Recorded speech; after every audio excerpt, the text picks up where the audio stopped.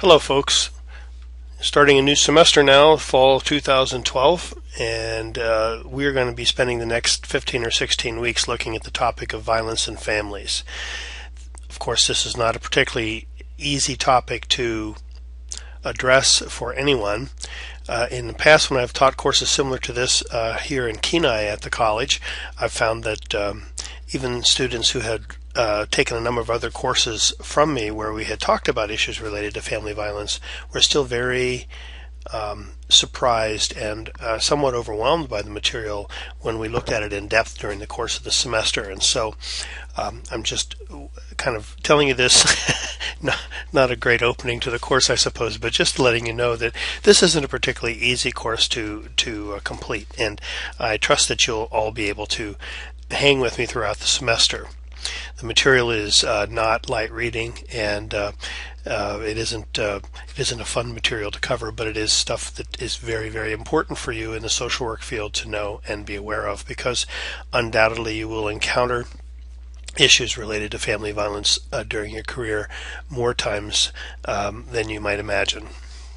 To begin with, I'm Bill Galick, and I just wanted to spend a little bit of time telling you a little bit about myself and my background. There is a link in the course that will tell you a little bit as well, but just so you know why I'm teaching this class, I am a supervisor for the Office of Children's Services, and I supervise child protection investigations in what we call now the Initial Assessment Unit at OCS, and I've been in this position since 1995.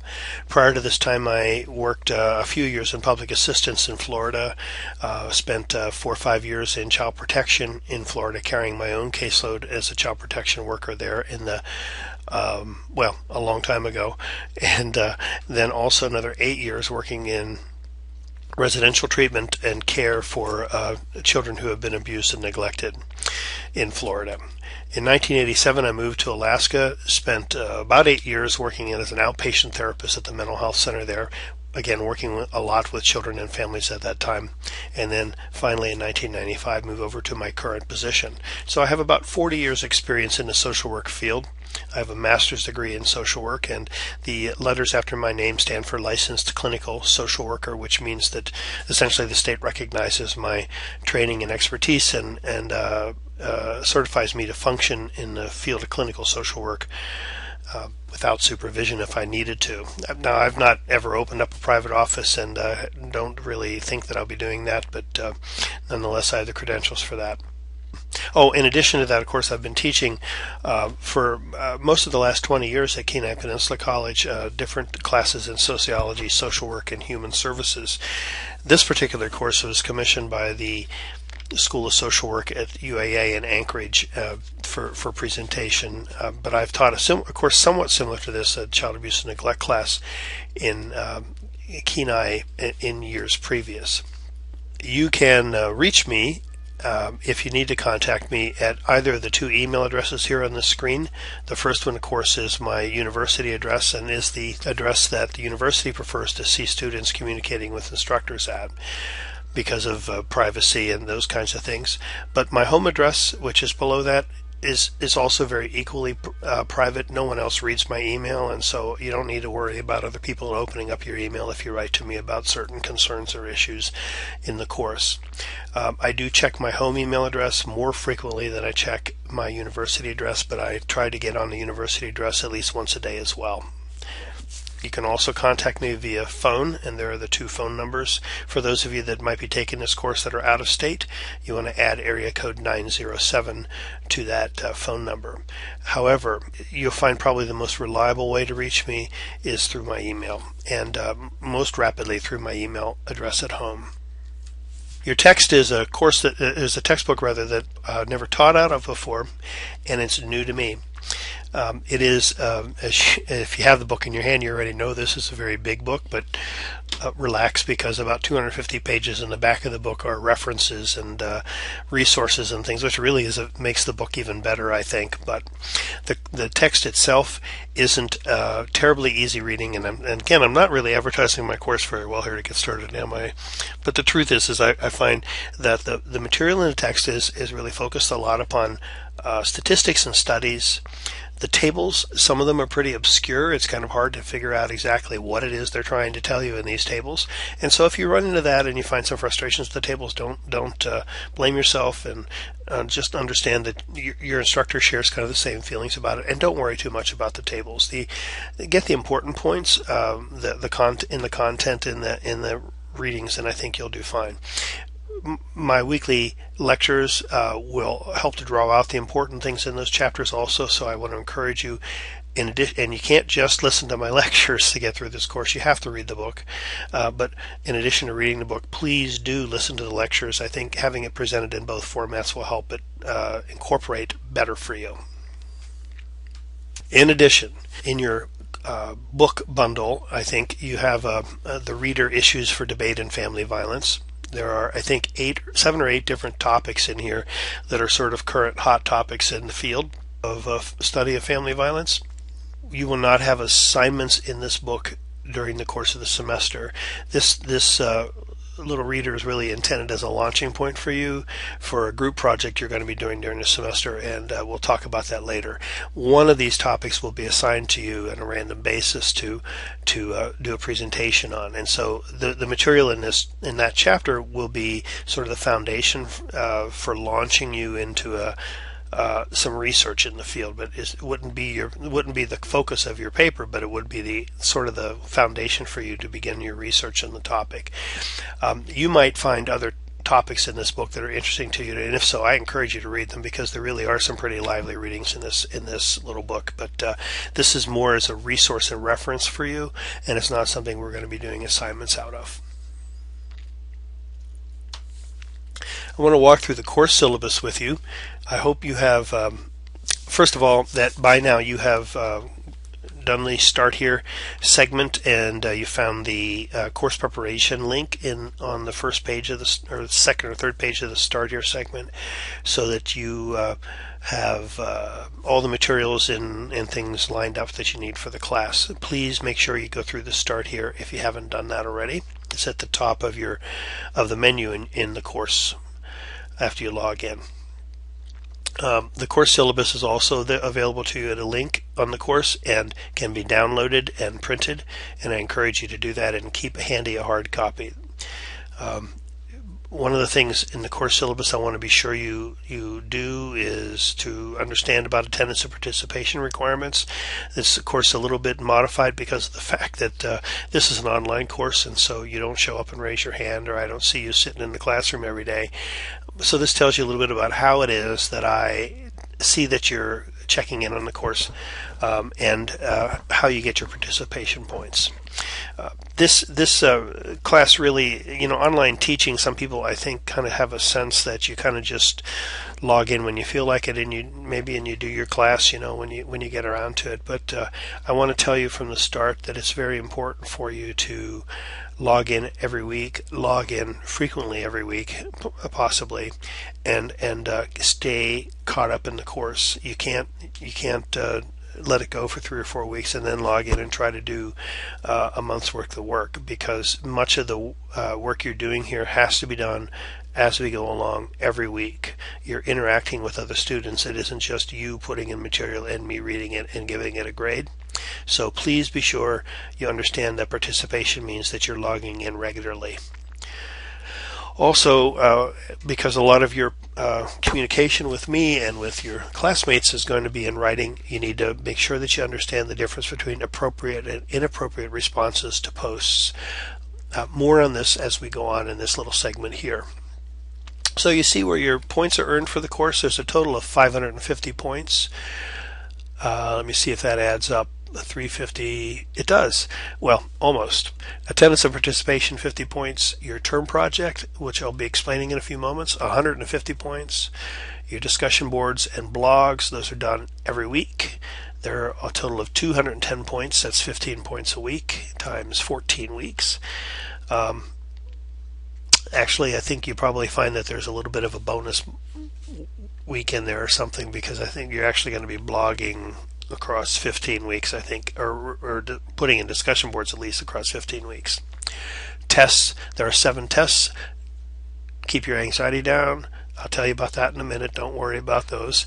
And then there's also a possibility for you to earn up to 50 possible bonus points. That's over and above the 550 points later in the semester.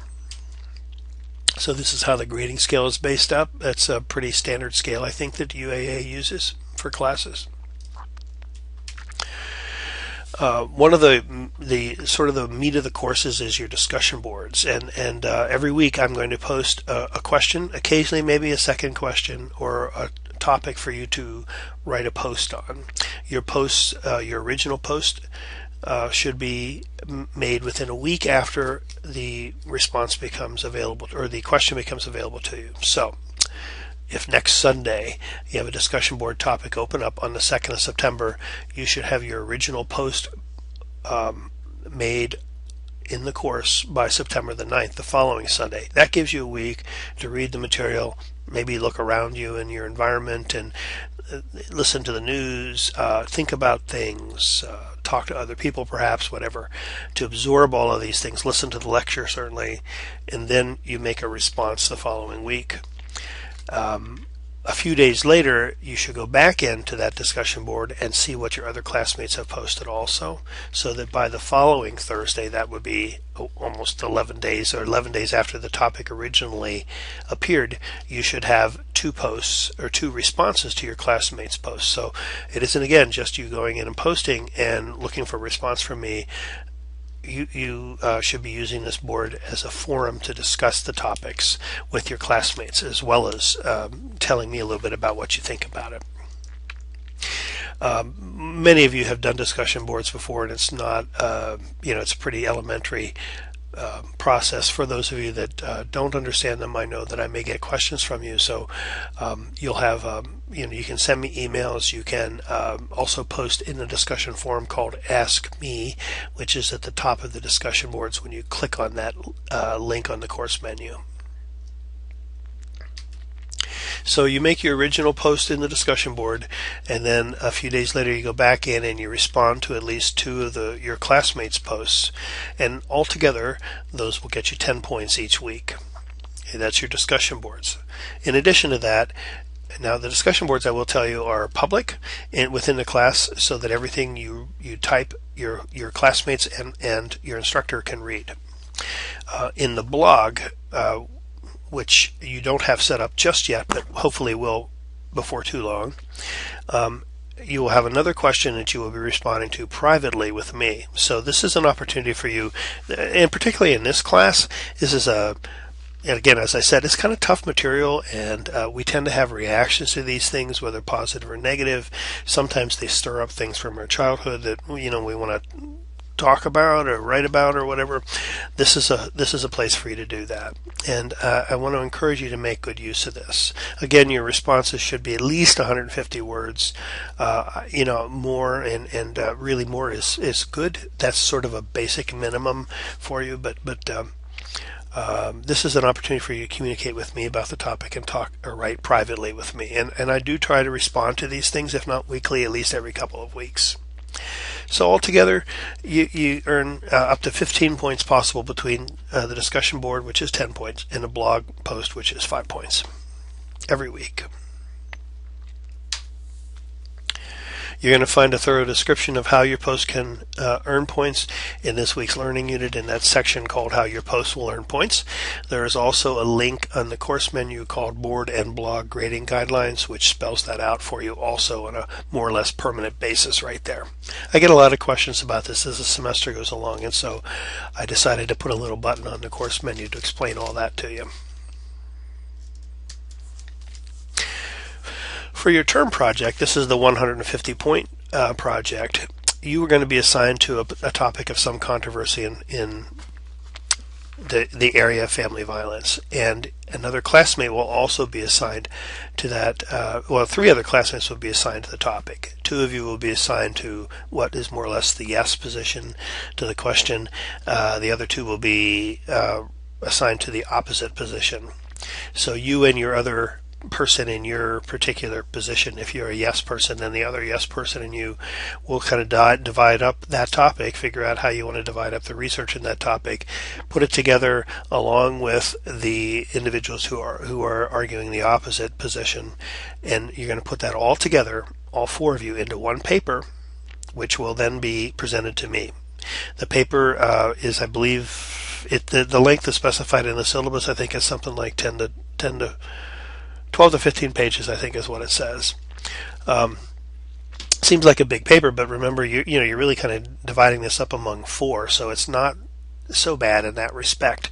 But in any event, this will all be put together in one paper, which you give to me at a certain point later in the semester, and I'll grade it and mark up the paper and post it back in your group site. You will be given a site that you can access through the course menu, where you can get in and work together with your other group members.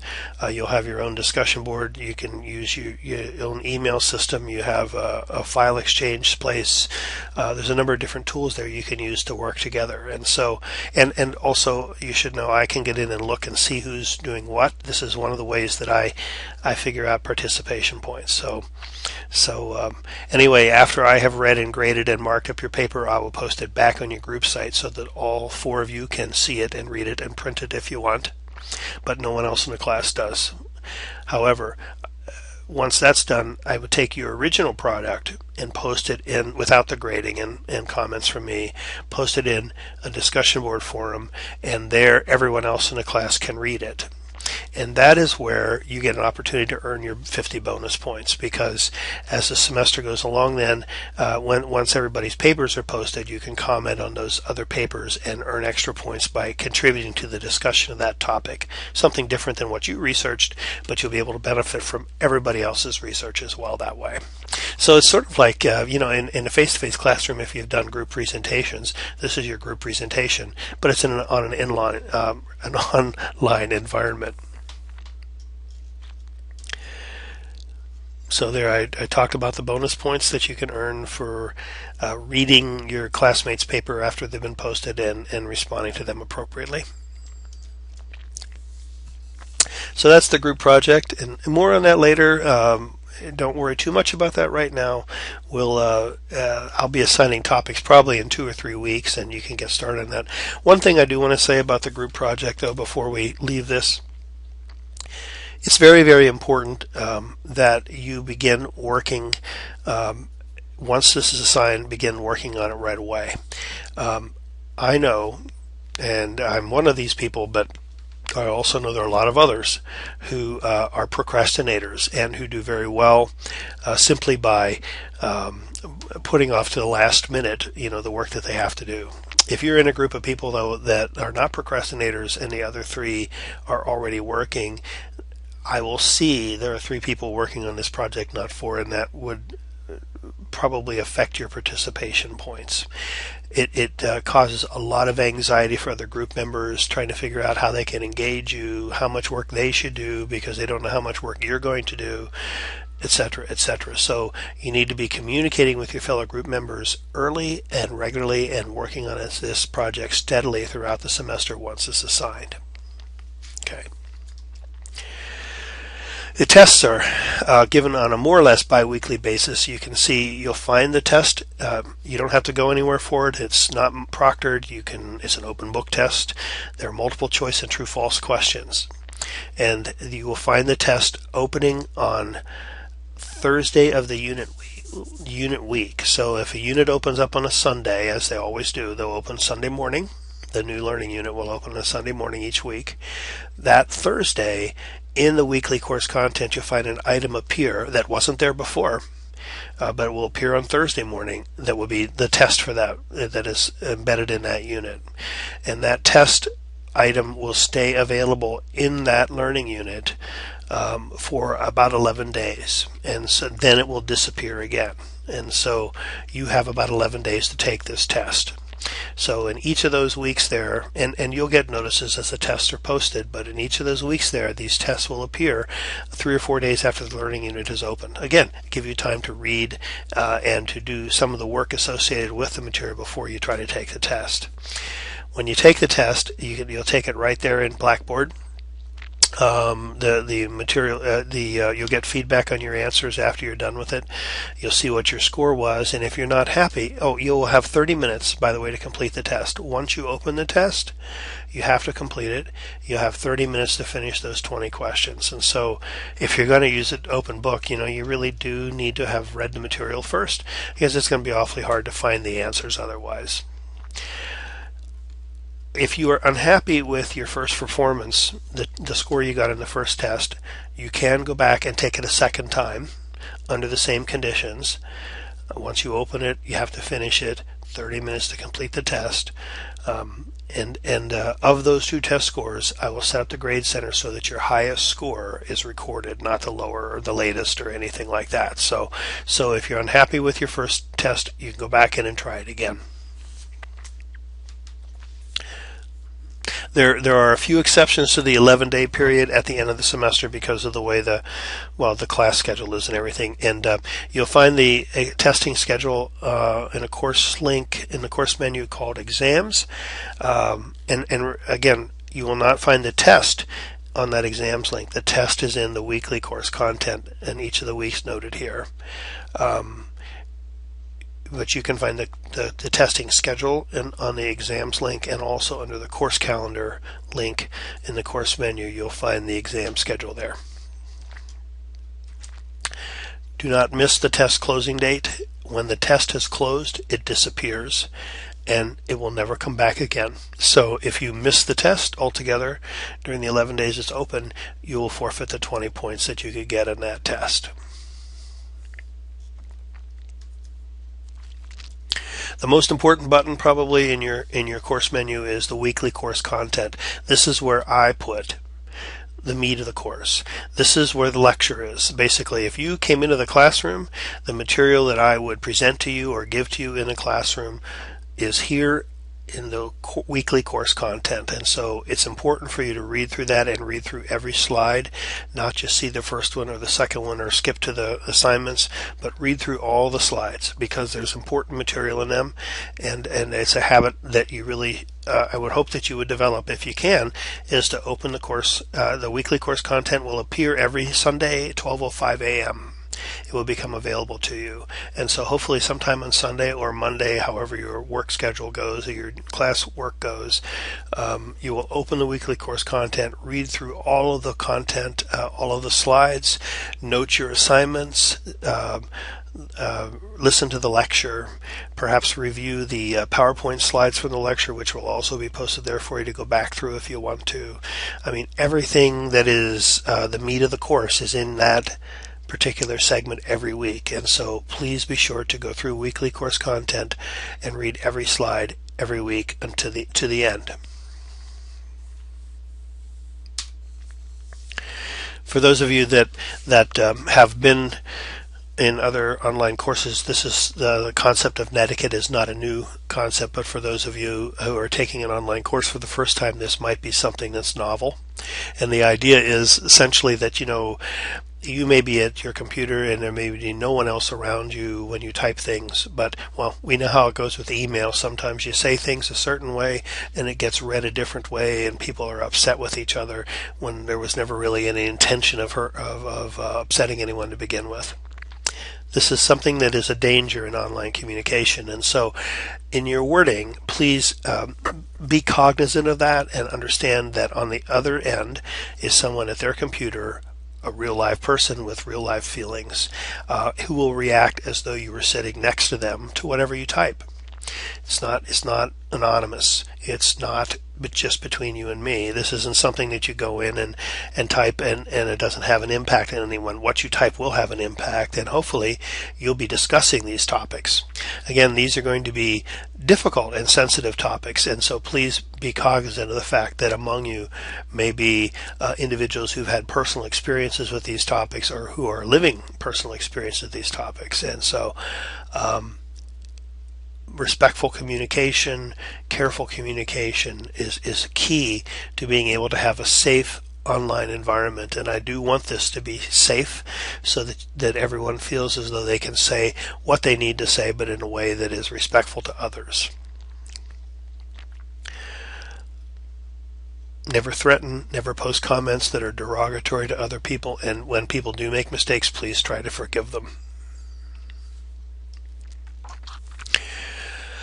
So your first practice or experience in discussion boards in a class here would be to write a post of about 150 words or so, and you can write more than if you like, but that's sort of a targeted minimum of around 150 words that tells us about who you are.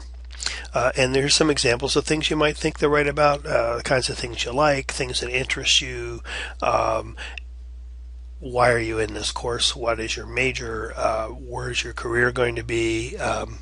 Where did you grow up? What are things that have happened to you that are important that you want others to know about? All those kinds of things. If you'd like, you can post pictures, and I encourage you to do that if you feel safe in doing that. It's not required of anyone, but I encourage you to do that if you're willing to do that, as it just kind of makes us all more real human beings to each other. And the pictures don't even have to be of you. They can be of your pets, or of your neighborhood, or places you've been, foods you've eaten, flowers you've grown, whatever it might be. Okay. So again, this is something that you want to have posted by next Sunday night, and then a few days later go back in, make sure you have read your classmates' posts and respond to a few of them appropriately. That'll be 10 points for you. One last slide before we end this, and that is about announcements. When you open the course, you'll notice that it opens to announcements, and this is the place when I'd walk into a classroom, and before I would start the content of the course, I'd say to students, I have a few things I need to tell you before we get started. This is where it's going to be. These are important things. So please, when you log into the course, take a moment, check the announcements. New announcements will almost always should be at the top, or the newest ones will be at the top in the list. Most all announcements will stay there all semester long if you ever need to kind of refer back to anything that I've said. I will say also that when I post these announcements, they will go to your university email account as well. So this is why it's very important for you to check your university email account every day, not your address, really your account, every day, to ensure that you have the information that you need. Your email and announcements, these are the ways that I am going to be updating you, telling you of important changes, and there will be changes in the course from time to time from what is originally planned. All of those things are going to be in announcements and will come to you through email. So please be sure you check your email regularly. So once you have finished this week's learning unit, that's it. It's pretty light work for the first week. You have your assignment for next week as far as reading goes, and so I'd encourage you to go ahead and get started on that, and look for the week 2's learning unit to open next Sunday morning at 12:05 a.m. Thanks very much. I hope that you find the course to be useful to you and rewarding as well. The material certainly is important material, and I'm hoping that as we work through this together, that I can communicate the critical things about this material for you, so that it'll help you a lot in your career in the years ahead. So that's it for this week. Have a great week, and I'll talk to you again next week. Bye for now.